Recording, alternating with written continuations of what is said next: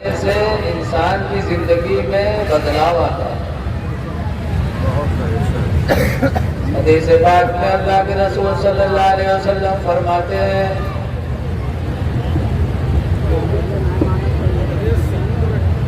کنت نہیتکم عن زیارت القبور، اے میرے صحابہ میں تم کو قبروں کی زیارت سے منع کرتا تھا کہ قبروں کی زیارت نہ کیا کرو۔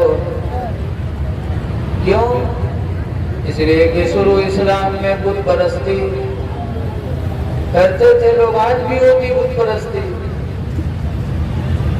تو حضور نے منع کیا کہ قبروں کے سامنے نہ جایا کرو، ورنہ لوگ کہیں گے اسلام میں بھی غیر خدا کی عبادت ہے کہ قبر کے سامنے ہاتھ جوڑے کھڑے جاتا تھے۔ لیکن جب اسلام روشن ہو گیا، لوگوں کو معلوم ہو گیا کہ اسلام کے اندر اللہ کے علاوہ کسی کو عبادت کرنا جائز نہیں، جب یہ مشہور ہو گیا تو سرکار فرماتے میں تم کو قبروں کی زیارت سے منع کرتا تھا، لیکن فزوروہا، لیکن تم لوگ قبروں کی زیارت کیا کرو۔ پہلے منع کرتا تھا، اب جایا کرو۔ کیوں؟ لِأَنَّهَا تُذَكِّرُ الْآخِرَةَ، اس لیے کہ قبر کی زیارت تم کو آخرت کی یاد دلاتی رہے گی، موت یاد دلاتی رہے گی۔ ایک علت اور بتائے گی وَلِأَنَّهَا تُزَيِّدُ فِي الدُّنْيَا، قبر کی زیارت کیا کرو اس لیے کہ تم دنیا میں پرہیزگار بن جاؤ گے۔ قبروں پہ جانا چاہیے، لیکن آئے شاہ سلیم پور کے لوگوں اس پہ ہمیں گھومنی آنے لگتی ہے، اس کو رکھ دو۔ آج حضرت مستان صاحب کی قبر پہ آئے ہو، اپنے ماں باپ کی قبروں پہ بھی چلے جائے۔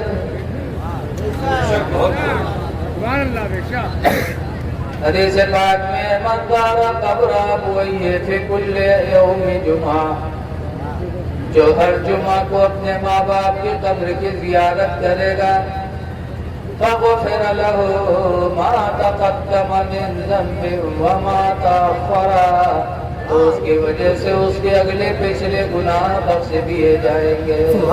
بے شک اگر گناہ معاف کروانا ہے تو جمعہ کا دن آئے تو ماں باپ کی قبروں پہ جاؤ، تمہارے اگلے بھی گناہ معاف ہوں گے، پچھلے بھی گناہ معاف ہو جائیں گے۔ قبروں پہ جانا چاہیے، لیکن قبر پہ جانے سے کچھ لوگوں کو چڑ ہے، وہ قبر گجا کہتے ہیں ایسے لوگ، اور دلیل میں کیا کہیں گے کہ حدیث میں ہے کنت نہیتکم عن زیارت القبور، سرکار نے کہا ہے کہ میں تم کو قبروں کی زیارت سے منع کرتا ہوں۔ ترجمہ غلط کرتے ہیں، اودھوڑی حدیث سناتے ہیں۔ یہ ترجمہ نہیں ہے کہ میں تم کو منع کرتا ہوں، ترجمہ یہ ہے کہ میں تم کو منع کرتا تھا، اب جایا کرو۔ تو اتنے سنائیں گے، لیکن فضولوہا کو لوگ نہیں سناتے، جن کو اللہ کے ولیوں سے چڑ ہوتی ہے وہ اس کو نہیں سناتے، آدھی حدیث سنائیں گے، آدھی۔ ایسے ہی ایک جگہ تقریر ہو رہی تھی، نماز کی فضیلت بیان ہو رہی تھی، ایک صاحب کھڑے ہوئے گئے کہیں کہاں مولانا نماز برکت ہو، قرآن میں تو ہے یا ایھا الذین آمنوا لا تقربوا الصلاۃ، کہ ایمان والو نماز کے قریب نہ جاؤ۔ بتا قرآن میں لکھا ہے نماز کے قریب نہ جاؤ، تم کہتے تو نماز پڑھنا فرض ہے، فرض ہے، فرض ہے۔ تو ہم نے کہا بھیا اور آگے پڑھو، اس کے آگے کہا ہے، تو کہا تھا ہم کو حافظ ٹھہرو جو تم کا سب سنے، ہم کہتے ہاں تم کا گمراہ کرنے کے لیے آدھی بات رٹائی گئی۔ قرآن نے نماز کے قریب جانے سے منع کیا ہے کہ نماز کے قریب نہ جاؤ۔ کب؟ اللہ فرماتا وَأَنْتُمْ سُكَارَىٰ، طرح حالے کہ تم نشہ میں ہو تو نماز کے کنارے نہ جاؤ. نشہ میں ہو تو نماز کے کنارے نہ جاؤ. نشیڑی جتنے ہو کہوں نالی موٹوں سے پرے رہا تھا, کہوں رکشہ میں یا موٹوں سے رہا تھا, اللہ جانے کا وقت کرا تھا. تو اسلام نے منع کر دیا کہ نشے میں ہو تو نماز کے کنارے نہ جاؤ. لیکن لوگوں کو بہکانے کے لیے آدھی آیت لوگ سناتے ہیں. ایسے ایک جگہ تقریر ہو رہی تھی, ایک حاجی قیامت کے دن خود تو جنت میں جائے گا لیکن 400 لوگوں کی شفاعت کرا کے جنت میں لے کے جائے گا. بے شک بہت حاجی کا درجہ بہت بڑا ہے, خود جنت میں جائے گا, 400 لوگ اس کی شفاعت سے جنت میں جائیں گے. ایسے ہی اذان دینے والا جو اللہ کی مسجد میں اذان پکارا کرتا ہے, قیامت کے دن اللہ فرمائے گا اے میرے بندے دنیا میں تو اذان پڑھا کرتا تھا, آج میدان آخرت میں بھی اذان پکار. تیری اذان کی آواز جہاں تک لوگ سنیں گے سب کے بارے میں ہم تیری شفاعت کو قبول کر لیں گے. جتنے لوگ سنیں گے سب کی شفاعت ایک مؤذن کرائے گا اور اس مؤذن کے وسیلے سے وہ سب بخش دیے جائیں گے. بے شک. تو رسول اللہ کیوں نہیں شفاعت کرائیں گے؟ ابھی حضرت فرما رہے تھے اعلیٰ حضرت کا شعر, شافع روزے جزا تم پہ کروڑوں گناہ, دافع جملہ بلا تم پہ کروڑوں درود. حضور کیوں نہیں شفاعت کرائیں؟ ایک صاحب مجمع سے کھڑے ہوئے گئے, مولانا صاحب کہا شفاعت برکت ہو, قرآن میں تو لکھا ہے منزل لجی اس کو, تو ہم کہیں منزل لجی اس کو, کہیں ہاں کوئی شفاعت نہ کرے. تو ہم نے کہا آگے اور پڑھو, آگے کہا ہے کہتے مولانا مو حافظ تھورو ہم جو تم کا پورا سن. ہم کہا ہاں تم کو بہکانے کے لیے گمراہ کرنے کے لیے آدھی آیت یاد کرائی گئی, پوری آیت یاد کرو. اللہ فرماتا من ذا الذی یشفع عندہ, کون ہے جو اللہ کے نزدیک کسی کی شفاعت کرے, الا باذنہ, مگر خدا کی اجازت سے. قرآن کہتا اللہ جس کو اجازت دے گا وہ شفاعت کرائے گا, بغیر خدا کی اجازت کے کوئی کسی کی شفاعت نہیں کرا سکتا. لیکن کچھ لوگوں کی عادت ہے آیتوں کے کترنے کی.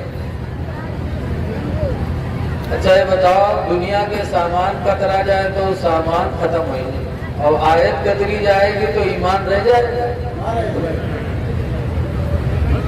وہ تو ایسے ہے کہ ایک نواب صاحب تھے, سسرال سے دعوت آئی. سسرال کی دعوت بڑی قیمتی ہوتی ہے. نواب صاحب کے پاس دعوت آئی سسرال سے, تو نواب صاحب کا پیجامہ تھوڑا پرانا تھا, تو سوچا نواب پیجامہ بنوا لیں. تو گئے کپڑا لے کر آئے, درزی کے پاس گئے. درزی بڑا ایماندار تھا, جب تک کپڑا رہا سب کے پیجامہ بنائے تھے. کچھ درجی چورو ہوتا, ان کے گھر کے رجے بچھونا دیکھیے تو ایک کپڑا نہ پائی ہو, جبکہ دنیا میں رنگ ہے سب پائے دی ہوئی. لیکن وہ درزی بڑا ایماندار تھا, جتنا کپڑا رہا سب کے پیجامہ بنائے. نواب صاحب لے کے آئے بڑی خوشی میں, نہائے بعد پیجامہ پہنی تو پنجا ونجا سب گائے. اور آپ سوچ کے یار درزی پیجامہ تو بہت لمبا کر لیے. تو پیجامہ لے کے گئے اپنے بیوی کے پاس. بیوی سے کہا بیوی صاحبہ تمہارے میکے سے دعوت آئی تھی, پیجامہ بنوایا تھا, درزی نے لمبا کر دیا, لہذا 4 انچ پیجامہ کاٹ کے اس کو سل دو. تو 65 سال کے کھرائے گڑیا, گال چوہارا میں, منہ دانت نہیں, پیٹ میں ہاتھ نہیں, نواب پر گرائے پڑے. ایسا رکھا ہوا پیجامہ, کام کری کہ تمہارا پیجامہ چلی سی. لیکن نواب صاحب دوسروں پیجامہ لے کے پتویہ کے پاس گئے. وہ 14 صدیق پتویہ کہاں سنے والی وہاں ہڑکا دی. تو نواب صاحب بٹیوا سے کہے لگے جو بٹیو کہے سب کا پاگل ہوئے گی صبح نہ ہوئے رکھو پیجامہ. لیکن سسرال کی دعوت تھی, نواب صاحب بیچارے بے چین تھے تو پیجامہ لے کے بہن کے پاس گئے. بہن سے کہیں تو وہ گھرائے گئے, کہیں بھائی جان پاگل ہوئی گئے ہو, کہا رکھو پیجامہ کل دیکھا نہیں. کوئی نہیں سنی تو پیجامہ اٹھا کے نواب صاحب کھوٹی پر ٹانگ دیا. سب لوگ کھانا پینا کھا کے سو گئے. کچھ رات بڑھی تو بیوی کی آنکھ کھلی تو کہا ہاں ہمارا آدمی ہم کا اتنا مانا جانا ہے, تھوڑا سا کام کہیں سمجھائے کہ ہمارے آدمی کی کتنی تکلیف ہوئی.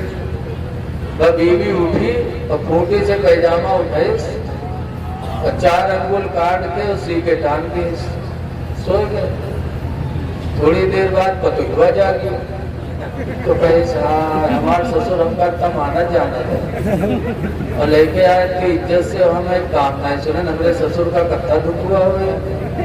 اور پتویہ اٹھے ہوئے کھوٹی سے پیجامہ اٹھائے اور 4 انگل کاٹ کے سیکھے ٹانگ دی, سو گئے. کچھ رات بڑے بٹیوا کے رات بولی تو بٹیوا سوچے لگے ہمارا ابا ہم کا مانا جانا کرتا ہے اور تھوڑا کام کہنا ہم نہیں سنے ہمارے ابا کا کتنا تکلیف ہے.